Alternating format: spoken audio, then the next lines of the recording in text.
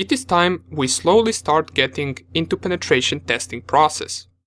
For now, we didn't yet perform any hacking, but we are getting there. It is important we get the basics first and that we know why we do everything, and trust me, later in the course we will be doing some serious stuff and everything will make sense because we covered all the basics first and we didn't just jump into something without any preparation. So in this video, we will be briefly talking about stages of penetration test. How does it go? In which order do we perform the steps? And which steps are crucial? For now on, we got our virtual lab set up. We installed kalilinux and all the tools that hackers use are now available for us in our machine. We also performed some configuration to it to get it full screen, as well as performed setup for internet connection. From now, the basic steps that we are going to do is we will use our kalilinux machine to scan and attack different machines, networks, websites and accounts. But how are we going to do that? Do we just magically attack it? And do we just install virus on their machine somehow? And if so, how do we do that? What about Trojans, password cracking or phishing? Is that what we do? Well, that is just a small portion of a penetration test. First thing and most important thing before we even start a penetration test on a target is to figure out, do we have permission to attack this target? This is very important since you don't want to be attacking machines or target networks that you do not have permission to attack. It could be that client told me to only test one machine on the network and not the entire network. Therefore, I'm only allowed to test that one machine. Or it could be that our client has multiple networks and they only allowed us to test one of them. That means you should not go around and try to hack different machines on a different network. Now, these are only some of the examples, but what's important to get out of this is that always have permission to perform a penetration test. Trying to hack or hacking something that you are not allowed to hack could potentially get you into some serious trouble if you get caught.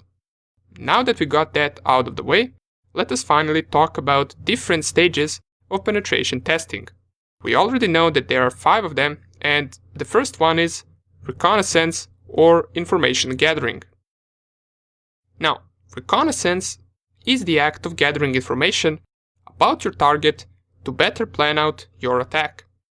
And this step of penetration testing is the only one that you can perform on any website or target that you want, since gathering information about something is not illegal. There are 2 ways that we can go about doing information gathering: actively, by directly interacting with our target, or it can be done passively without interacting with the target. A simple example of this would be, let's say you want to gather information for Facebook, and you would do it actively by visiting Facebook page and getting all the information that you can from the Facebook page itself, while passively it would be if you went to some other website that talks about Facebook and you get information about Facebook from that other website. This would mean you never interacted with Facebook, therefore you performed a passive information gathering. After this step comes scanning. Here is where you can start getting in trouble if you do it without permission. Scanning is a deeper form of information gathering using technical tools to find openings in the target and in the systems that you're attacking. These openings can be gateways, open ports, operating systems that the target runs, and so on and so on. In this step, we also perform vulnerability scanning, which is just searching for vulnerable software in the target system or network that could possibly be exploited. After information gathering and scanning comes third step, which is gaining access, or so-called exploitation. And this is the step where we actually hack the target. We use information that we gathered in phase 1 and phase 2 to take control of any number of target devices. Gaining access of target devices allows us to steal data from their system or to use those devices to attack other devices on the same network. Usually, after this step, you can consider penetration tests to be successful since you managed to gain access to a target system. However, this is not the last step of a penetration test. After exploitation comes maintaining access. This step, with the fifth step, is sometimes optional. You might not need to always perform last two steps, since client might only care whether their system is penetrable. Therefore, you prove them it is after the third step. If there was a vulnerability, of course. However, maintaining access is also an important step, and it is commonly done by installing backdoors and planting rootkits. What a backdoor and rootkits are simply programs that will allow us to gain access to that target whenever we want, without the need to exploit it again. We just connect to the backdoor that we planted in the target system, and there it is. We're again on their machine. And last step of penetration test is covering tracks. Covering tracks is simply removing all evidence that an attack ever took place.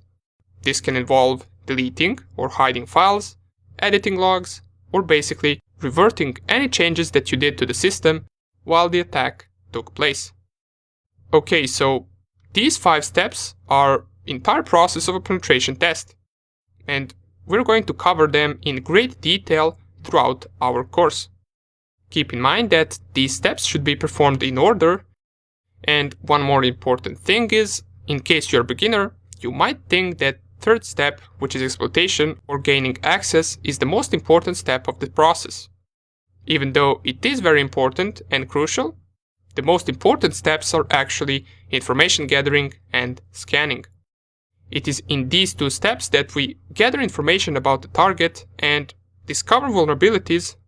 So if you're not that good in gathering information, you might miss some things that could be used to gain access to the machine, therefore preventing you to find an actual vulnerability.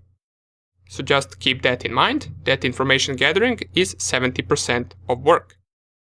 Okay, good, so we talked a little about these phases, but before we get to perform each one of these steps, we must first get a little familiar with our kalilinux machine. So in the next few lectures, we're going to get into details about terminal and some of the commands we can run and execute with it. See you there.